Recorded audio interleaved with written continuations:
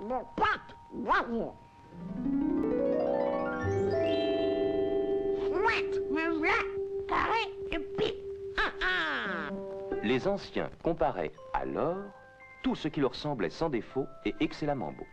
C'est notre vieil ami Pythagore qui divulgua que le pentagramme était plein de mathémagie. Si l'on met rigoureusement bout à bout les deux lignes les plus courtes, elles deviennent égales à la troisième. Et cette ligne ou trait montre les proportions magiques du fameux nombre d'or. Les deuxième et troisième égalent la quatrième. Une fois encore, nous obtenons le nombre d'or. Mais ceci n'est qu'un commencement. Caché dans le pentagramme se trouve le secret permettant de créer un rectangle d'or que les Grecs admiraient du fait de ses merveilleuses proportions et de ses qualités magiques. L'étoile contient le rectangle d'or répété maintes fois.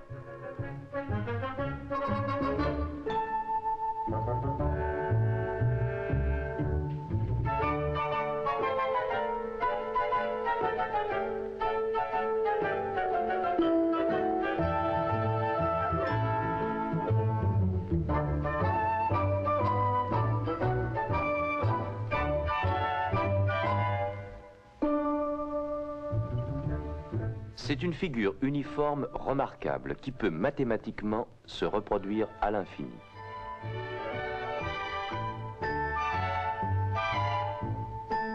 Tous ces rectangles ont exactement les mêmes proportions.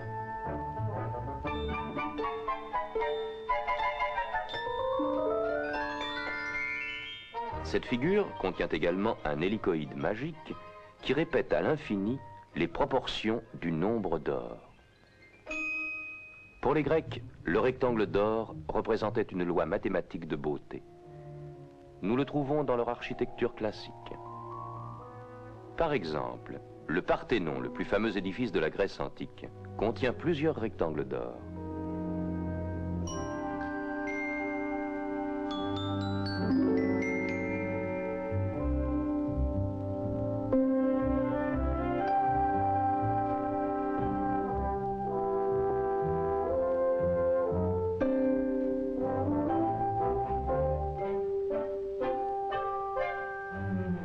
Ces mêmes proportions d'or se retrouvent aussi dans la sculpture grecque de l'Antiquité.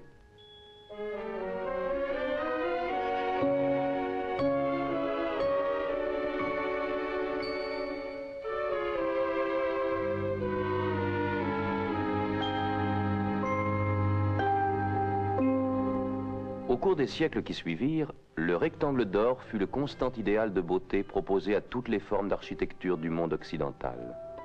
Notre-Dame de Paris en est un exemple extraordinaire.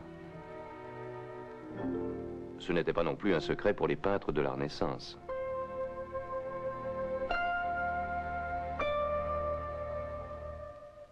Le rectangle d'or s'est imposé à notre monde moderne.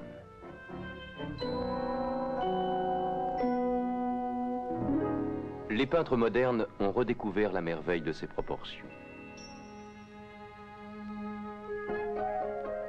En fait, on trouve cette proportion idéale dans la vie même.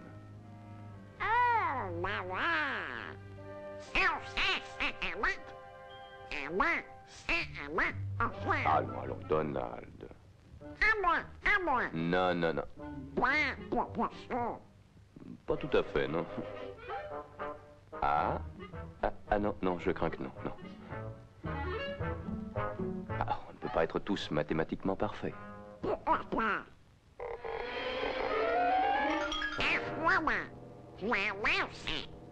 À présent que vous êtes empêtrés dans ce pentagone, voyons comment la nature utilise cette même forme mathématique.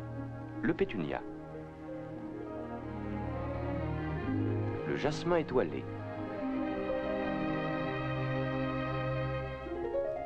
l'étoile de mer,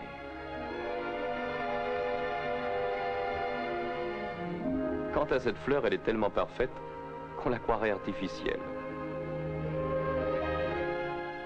On trouve dans la nature des milliers de spécimens du type étoile, bien dignes d'être affiliés à la secte des pythagoriciens.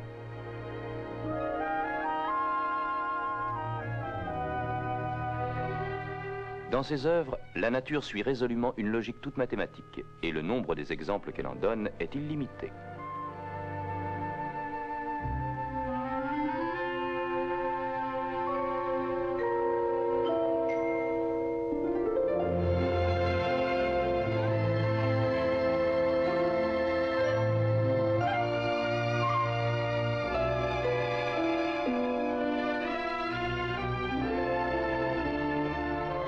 Les proportions admirables du nombre d'or sont souvent remarquables dans les hélicoïdes ou formes en colimaçon de certaines inventions de la nature.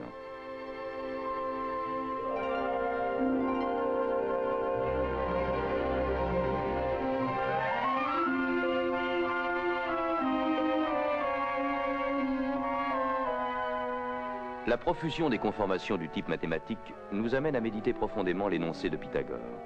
Tout a été mis en place suivant un nombre et une forme purement mathématiques. Eh oui, on trouve les mathématiques dans la musique, dans la plupart des arts, dans presque tout. Et comme les Grecs l'avaient pressenti, les règles sont demeurées inchangées.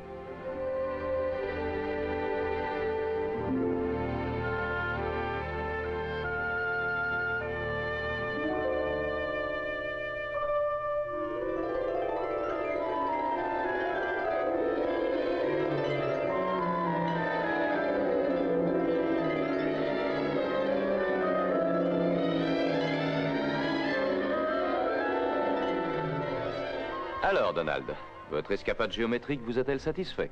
Oui, monsieur. Ma maths est O+1 +1. Je ne vous le fais pas dire. Les mathématiques sont aussi à la base de certains jeux. Ça va. Commençons par un jeu qu'on joue sur des carrés. Non, les échecs. Ah ouais, maths. C'est une bagarre mathématique entre deux cerveaux. Un jeu qui, depuis des siècles, fait la joie des rois comme celle des manants. N'oublions pas que Lewis Carroll, fameux mathématicien doublé d'un écrivain, employa un jeu d'échecs comme décor de son roman À travers le miroir. Rappelez-vous, Alice s'y trouva en face d'un groupe pas particulièrement amical et ne goûtant pas la plaisanterie. Par le ciel, qu'est-ce ci? Sur mon âme, serait-ce un pion paulmé? Soit pas mal. Soit Peu me chaud qu'il soit Donald. Abracadabran. Ce pourrait être une Alice. un mas. Non et non, c'est un pion paulmé. Pion palmé. Arrêtez cette pôle.